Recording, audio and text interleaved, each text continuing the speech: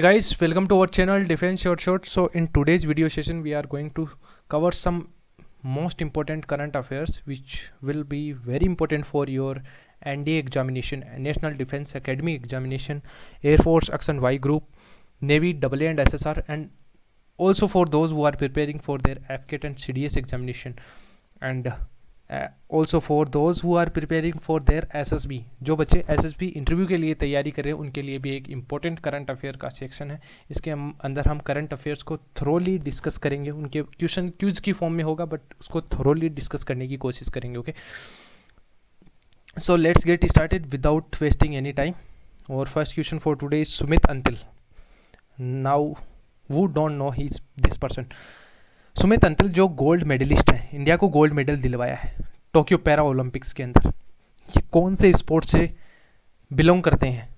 So here your option are high jump, shooting, javelin throw, discus throw. So as you all know it very well that he belongs to javelin throw. इनका जो athletes है ये javelin throw हैं, javelin thrower हैं, और इन्होंने अभी India को गोल्ड मेडल दिलवाया है। F64 कैटेगरी से बिलोंग करते हैं ये कैटेगरी अभी आपसे एग्जाम के अंदर पूछी जा सकती है। इनकी जो कैटेगरी के अंदर जिसमें इन्होंने पार्टिसिपेट किया है वो F64 कैटेगरी है। Now you will ask me that what is this F64 category, and F46 category भी लिखा हुआ है यहाँ पे, F56 कैटेगरी भी लिखा हुआ है यहाँ पे। तो ये कैटेगरी क्या होती है? इसके अंदर F64 जैसे F46 F56 ये बनाई हुई है ना, इनके अंदर पर्सन की डिसेबिलिटी क्या है उसके अकॉर्डिंग उसे किसी ग्रुप के अंदर डाला जाता है। और हमारे जो सुमित अंतिल हैं वो F64 कैटेगरी के अंदर इंडिया को गोल्ड मेडल दिलवाया है इन्होंने पैरा ओलंपिक्स के अंदर। जेवलिन थ्रो इनका स्पोर्ट्स है। इन्होंने एक नया रिकॉर्ड सेट किया है, वो है 68.55 मीटर्स का। ओके, ये जेवलिन थ्रो का नया रिकॉर्ड इन्होंने सेट किया है। और इन्होंने इस टोक्यो पैरा ओलंपिक्स के समय 3 बार थ्राइस वर्ल्ड रिकॉर्ड इनसे पहले जो वर्ल्ड रिकॉर्ड था उसको 3 बार तोड़ा फाइनल्स के अंदर। And now let's discuss about Devendra Jhajharia और सुरेंद्र सिंह गुर्जर, जिन्होंने सिल्वर और ब्रॉन्ज मेडल जीता है। जेवलिन थ्रो के अंदर ही है बट इनकी कैटेगरी चेंज हो गई है, F46 कैटेगरी के अंदर आते हैं ये आपको ध्यान रखने वाली चीज़ है। इन्होंने भी सिल्वर और ब्रॉन्ज जीता है। देवेंद्र झाझरिया ने तो सिल्वर जीता है और सुरेंद्र सिंह गुर्जर ने ब्रॉन्ज मेडल इंडिया को दिलवाया है, और ये F46 कैटेगरी से बिलोंग करते हैं। Now another question is that Yogesh Kathuniya, ये योगेश कथुनिया है, इन्होंने भी इंडिया को सिल्वर मेडल दिलवाया बट ये डिस्कस थ्रो इनका एथलीट्स है, डिस्कस थ्रो के एथलीट्स हैं और F56 कैटेगरी से ये बिलोंग करते हैं। Now let's move ahead. और next question for today is that India के अंदर कौन सी जगह पे जो क्रोकोडाइल की 3 स्पीसीज हैं वो एक साथ इकट्ठी पाई जाती हैं? So here the option are Kendrapara, Kochi, Kannur and Konark. So here the correct answer will be Kendrapara which is a district in Orissa. As you all know that Bhitarkanika national park भी वहीं पे ही है और केंद्रपरा डिस्ट्रिक्ट है उड़ीसा का। सो ये तीनों स्पीसीज कौन सी स्पीसीज होती हैं? तीनों स्पीसीज कौन सी स्पीसीज की मैं बात कर रहा हूँ वो है सॉल्ट वाटर, घड़ियाल, मुगुर। ये 3 टाइप की स्पीसीज होती हैं, ये एक साथ पाई जाती हैं। कहाँ पे? केंद्रपरा उड़ीसा के अंदर पाई जाती हैं। नाउ ये तो हमारा क्वेश्चन हो गया। Now let's discuss about Bhitarkanika national park जो कि उड़ीसा के अंदर ही है, और ये एक सेकंड रामसार कंजर्वेशन साइट भी है, वर्ल्ड हेरिटेज साइट भी है ये, जो कि 2002 के अंदर इसको डेसिग्नेट किया गया था as a world heritage site. Ramsar convection के अंदर वेटलैंड वाला है ना, जो मैंने प्रीवियस लेक्चर्स के अंदर कवर भी करने की कोशिश की है शायद। तो ये हमारी सेकंड तो रामसार साइट होगी। सेकंड तो इंपॉर्टेंट नहीं है पर ये इतना इंपॉर्टेंट है, ये एक वेटलैंड है, रामसार साइट है, और इसको माना जाता है as a conservation, also known for conservation of crocodile के कंजर्वेशन के लिए भी जाना जाता है।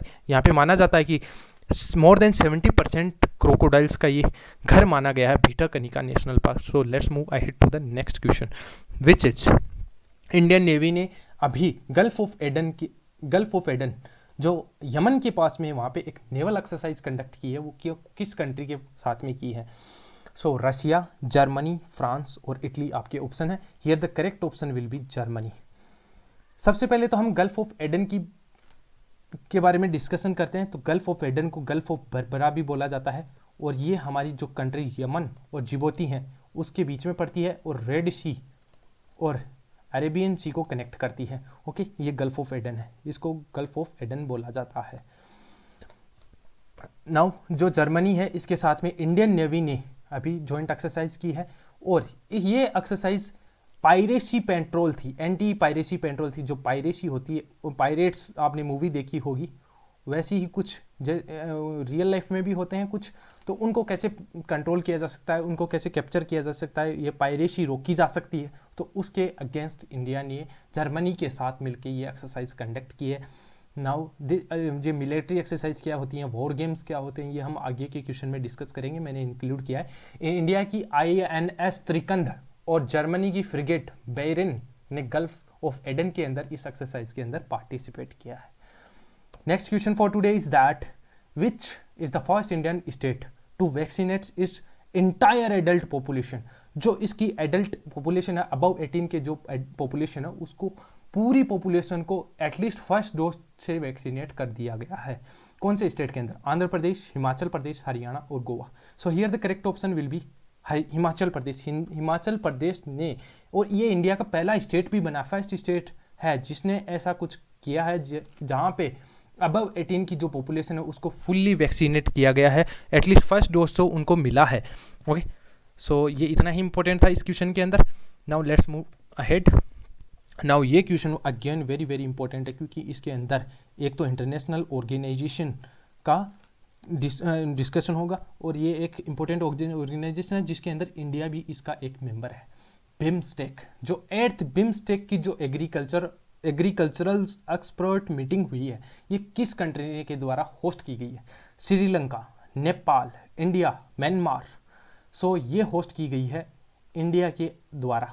ओके, इंडिया के द्वारा इसको होस्ट किया गया है। इसमें जो बिम्स्टेक की जो एग्रीकल्चर एक्सपर्ट की जो मीटिंग है, इसके अंदर एग्रीकल्चर के बारे में डिस्कशन हुआ है इन कंट्रीज़ के बीच में। अब बिम्स्टेक के अंदर क्या है? बिम्स्टेक एक bay of Bengal initiative for multi sectoral technical and economic cooperation, ये एक फुल फॉर्म है इसकी बिम्स्टेक की, और ये भी एक इंपॉर्टेंट फुल फॉर्म है। ये आपसे एग्जाम में पूछी जा सकती है, एज ए स्टेटमेंट के तौर पे आपसे एग्जाम में पूछी जा सकती है।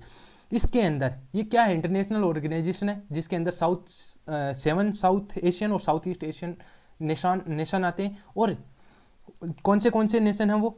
बांग्लादेश है, भूटान है, इंडिया है, नेपाल है, श्रीलंका है, म्यांमार है, थाईलैंड है। ये 7 देश हैं जो बिम्स्टेक के मेंबर हैं, और इसका जो हेडक्वार्टर है, ये हेडक्वार्टर्ड है एट काठमांडू, नेपाल के अंदर। ओके, ये इस क्वेश्चन के बारे में इंपॉर्टेंट था। Now let's move ahead to the next question which is again a very very important question, exercise Zapad, जो एक मिलिट्री एक्सरसाइज है। अब इसके अंदर स्टेटमेंट बेस्ड क्वेश्चन है। फर्स्ट स्टेटमेंट है आपकी, it is a multi nation military exercise hosted by Russia. और इसके जो जेपेट 2021 का जो एडिशन हो रहा है उसके अंदर इंडिया पार्टिसिपेट कर रहा है। ये आपकी सेकेंड स्टेटमेंट है। सो कौन से ऑप्शन आपका है? Only first, only second, only both first and second, neither one and second. So here the correct option will be both are correct. ये एक मल्टी नेशन एक्सरसाइज है जो रशिया के द्वारा कंडक्ट की जाती है, और इस बार इंडिया भी इसके अंदर पार्टिसिपेट कर रहा है। और इसका जो मेन फोकस होगा ना, वो क्या होगा?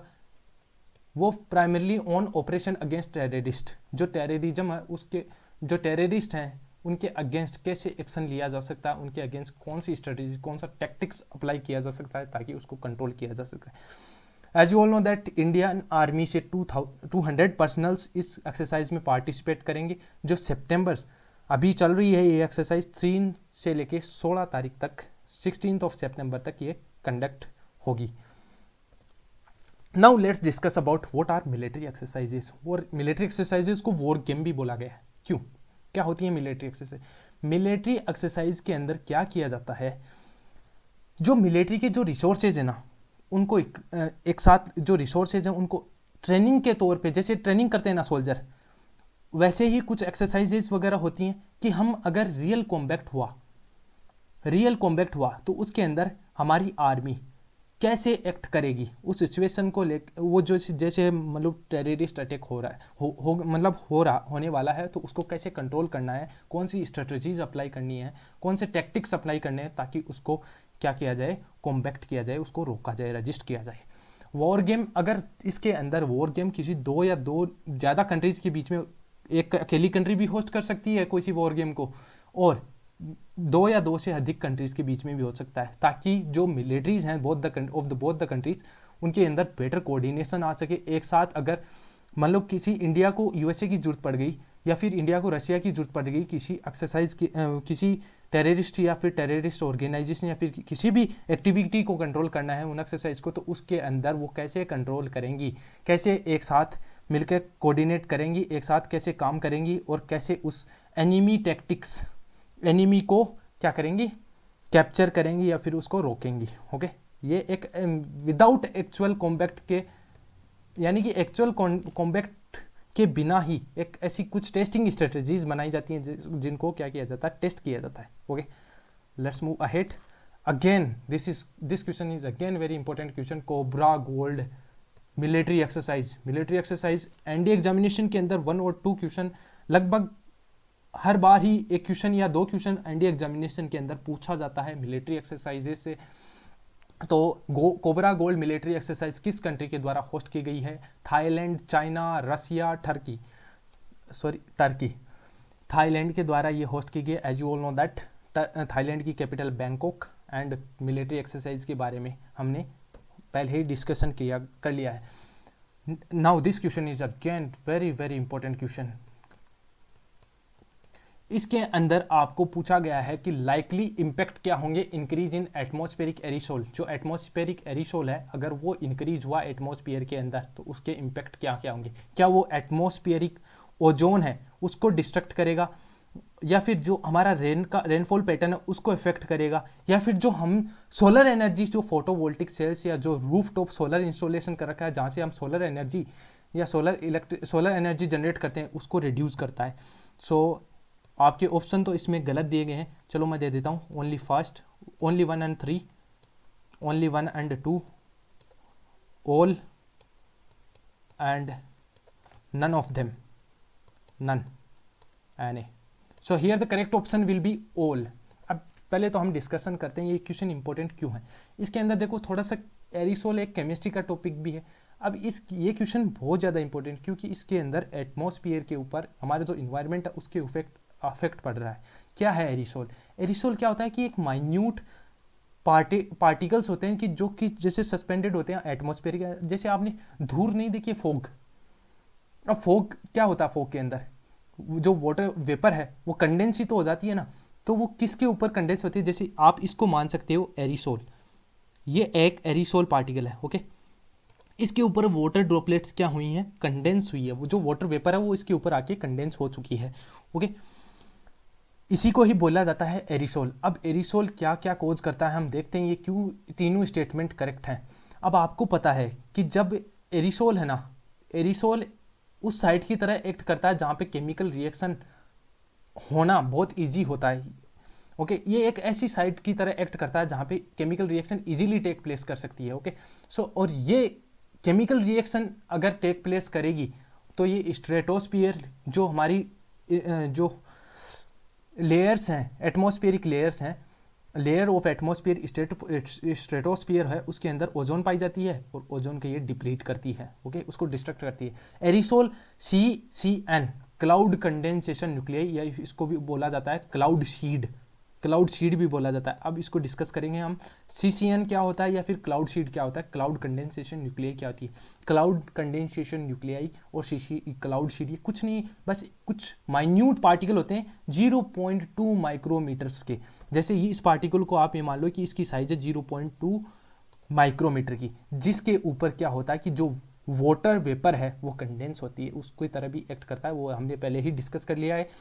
और अगर मान ये और क्या करता है कि जो हमारी जो सोलर रेडिएशन, जो सोलर लाइट, सनलाइट आ रही है सन से, उसको या तो एब्जॉर्ब कर लेता है या फिर डिफ्लेक्ट कर देता है। या तो रिफ्लेक्ट कर देगा उसको, या फिर उसको क्या करेगा? एब्जॉर्ब कर लेगा खुद के अंदर। तो जो नीचे हमारी फोटो सोलर प्लेट्स लगी हुई हैं उन तक जो सोलर रेडिएशन का जो अमाउंट ये रिसीव करेंगी वो रिड्यूस हो जाएगा। इसके कारण ही जो सोलर एनर्जी का प्रोडक्शन है वो रिड्यूस होगा। और यही अभी न्यूज़ के अंदर था कि एक टीम ऑफ इंडिया और इंटरनेशनल रिसर्च ने अभी क्या डिस्कवर किया कि जो हमारे एरिसोल, डस्ट, क्लाउड्स ये क्या कर रहे हैं, हमारा जो रिड्यूस सोलर एनर्जी जनरेशन है उसको रिड्यूस कर रहे हैं फ्रॉम फोटोवोल्टिक और रूफटॉप सोलर इंसोलेशन के द्वारा। और उसके कारण सब्सटेंशियल सोलर इकोनॉमिक इम्पैक्ट आ रहे हैं थ्रू फाइनेंशियल लॉसेस। और अब देखो, ज़्यादा डीप में जाने की तो जरूरत नहीं है। एरिसोल के कारण जो हमारा स्पीड ऑफ विंड है नियर द अर्थ सरफेस वो क्या होता है, डिक्रीज होता है। अब अगर विंड की स्पीड डिक्रीज हो रही है तो जो अमाउंट ऑफ वाटर वेपर वो अपने साथ उठा के लेके जाएगी वो क्या कर जाएगी, डिक्रीज कर जाएगी। आपको पता है कि जैसे कोई वाटर बॉडी है, इससे क्या करती है, जब हवा चलती है तो इससे क्या करती है, वाटर वेपर्स को अपने साथ उठा के ले के जाती है। वो ऊपर जाके क्या बनते, क्लाउड्स बनते हैं, क्लाउड्स का फॉर्मेशन होता है, यहाँ पे रेनफॉल होती है। ओके, रेनफॉल होती है। अगर कम अमाउंट ऑफ वाटर वेपर लेके जाएंगी तो रिडक्शन इन रेनफॉल होगा। अगर रिडक्शन इन रेनफॉल होगा तो आपको पता है क्या होने वाला है। सो जितना एरिसोल पोल्यूशन इंक्रीज होगा उतना ही रिडक्शन इन रेनफॉल होगा। Now let's move ahead to the next question. Before that let's discuss about the main atmospheric layers of atmosphere. Atmospheric layers को डिस्कस करते हैं। 5 टाइप की एटमॉस्फेरिक लेयर होती हैं, troposphere, stratosphere, mesosphere, thermosphere, exosphere. अब देखो इनकी कैरेक्टरिस्टिक्स देख लेते हैं। ट्रोपोस्फियर वो एरिया होता है, वो जोन होती है या फिर वो लेयर होती है जहाँ पे वेदर अकर होता है। हमारी जो फ्लाइट्स वगैरह होती हैं, ये क्वेश्चन पूछा जाता है, ये ज्योग्राफी का क्वेश्चन है, ये क्वेश्चन पूछा जाता है एनडीए के अंदर, ये क्वेश्चन पूछा जाता है। ओके, आप इसको नोट डाउन भी कर सकते हैं। ये क्वेश्चन सारे इंपॉर्टेंट है, मैंने इनके लिए बहुत ज़्यादा मेहनत करी है, इनको छाटा है मैंने क्वेश्चंस को, क्योंकि ये एक दूसरे से इंटर रिलेटेड है, ये सब्जेक्ट सारे इंटर रिलेटेड है। और अभी क्वेश्चन का पैटर्न क्या है कि इंडिया एग्जामिनेशन के क्वेश्चन का पैटर्न क्या है कि जो क्वेश्चन ज्योग्राफी का होगा ना उसको थोड़ा सा करंट अफेयर्स से रिलेटेड क्वेश्चन पूछा जाएगा, उनको रिलेट करके क्वेश्चन पूछा जाता है। ओके, ये पैटर्न है एनडीए का एंड यूपीएससी का, ये पैटर्न है, ऐसे ही क्वेश्चन पूछती है। अब जो हमारा स्ट्रेटोस्फियर है उसके अंदर हमारी ओजोन लेयर पाई जाती है। ओके, अब ये क्वेश्चन भी पूछा जाता है, ये क्वेश्चन तो ऑलरेडी एग्जाम में पूछा गया है कि ओजोन लेयर किस एटमॉस्फेरिक लेयर के अंदर आती है, तो वो स्ट्रेटोस्फियरिक लेयर के अंदर आती है। ओके, मिजोस्फियर प्रोटेक्ट करता है अर्थ सरफेस, जो मीटेरियोइड्स होती हैं वो इस लेयर के अंदर ही नष्ट हो जाते हैं। ओके, जो हमारे मीटेरियोइड्स गिरते हैं अर्थ के ऊपर वो हम देखते हैं, जैसे तारा टूट गया, और वो तारा गया कहाँ पे टूट के वो इस लेयर के अंदर क्या होता है, उसकी ऐश बन जाती है, राख बन जाती है। ओके, थर्मोस्फियर के अंदर एक सप्लाई लेयर पाई जाती है, उसको बोला जाता है आइडोस्फियर। और एक्सोस्फियर है जो हमारी आउटर मोस्ट लेयर मानी जाती है अर्थ की। Now let's move ahead to the next question which is of polity. अब ये क्वेश्चन पॉलिटी से है, बट ये देखो अभी पार्लियामेंट सेशन हो रहे हैं तो उसके अंदर कुछ ऐसे क्वेश्चन भी पूछा जा सकता है आपसे। पॉलिटी का क्वेश्चन है, ये क्वेश्चन है करंट अफेयर्स का बट पॉलिटी से भी रिलेटेड है। Zero hour. अब जीरो होवर क्या है, कौन सी स्टेटमेंट्स इसके रिगार्डिंग सही है, तो ये जीरो होवर वो टाइम होता है जहाँ पे किसी मेंबर ऑफ पार्लियामेंट, जो मेंबर ऑफ पार्लियामेंट्स होते हैं, एमपीज होते हैं ना हमारे, वो किसी अर्जेंट पब्लिक इंपॉर्टेंस का जो मैटर होता है ना उसको रेज करते हैं। और ये एग्जिस्टेंस में सिंस 1992। सो आपके ऑप्शन है only 1, only 2, both 1 and 2, neither 1 and 2। So here the correct option will B only 1। अब देखो जीरो ओवर क्या होता है, जहाँ पे ये वो टाइम होता है जिसके अंदर जो एमपी होते हैं वो किसी इश्यू को रेज करते हैं जो एक पब्लिक इंपॉर्टेंस का होता है, और ये एग्जिस्टेंस में सिंस 1962। ओके, इसलिए स्टेटमेंट सेकंड गलत हो गया, 1962 से ये एग्जिस्टेंस में। अब ये क्वेश्चन आपने डिस्कस कर लिया, अब कुछ इंपॉर्टेंट चीज़ें और डिस्कस कर लेते हैं, जैसे क्लोजर मोशन क्यों होता है, ये इंपॉर्टेंट है। ओके, क्लोजर मोशन क्या और सेंसर मोशन क्या होता है। तो क्लोजर मोशन क्या होता है कि ये मूव किया जाता है किसी मेंबर के द्वारा, जो पार्लियामेंट के मेंबर हैं उनके द्वारा या किसी मेंबर के द्वारा ये मूव किया जाता है, ताकि क्या किया जा सके, कट शॉर्ट द डेट। जो किसी, जैसे हमने फ्रांस से राफेल लेने हैं, हमें राफेल लेने, इंडियन गवर्नमेंट ने क्या कहा कि आपको चलो 50,000 रुपये दे देते हैं, हम इस प्रोजेक्ट के अंदर हम क्या करेंगे 50,000 रुपये की राफेल खरीदेंगे। बट कोई मेंबर आता है वो कहता है नहीं, मैं इसके अगेंस्ट क्लोजर मोशन मूव करता हूँ, और जो 50,000 का आपने जो इसके अगेंस्ट जो बजट पेश किया है इसका राफेल खरीदने का, उसको आप क्या कर दो 25,000 कर दो, या फिर आप इसको कितना भी कर दो, मतलब 5 रुपये कर दो, इसको 25,000 से, मतलब आप 25,000 कर दो, इसको 35,000 कर दो, 40,000 कर दो, इतना कर दो, तो उसके लिए एक क्लोजर मोशन मूव किया जाता है किसी मेंबर, पार्लियामेंट मेंबर के द्वारा। Okay, before the house. Now let's talk about the censure motion. Now censure motion क्या होता है? ये किसी इंडिविजुअल मिनिस्टर के खिलाफ या फिर ग्रुप ऑफ मिनिस्टर के खिलाफ या फिर इंटायर काउंसिल के खिलाफ ही पेश किया जा सकता है। क्यों? क्योंकि वो फेल हो चुके हैं, जो उनकी जो ड्यूटी है उसको पूरा करने में वो क्या हो चुके हैं, फेल हो चुके हैं। So I think this was the last question and here is the end of the session. If you like the session, please hit on the like button. Do not forget to subscribe to our channel Defense Short Shot and make sure to press the notification bell to receive the latest video notification. Thank you. That's all.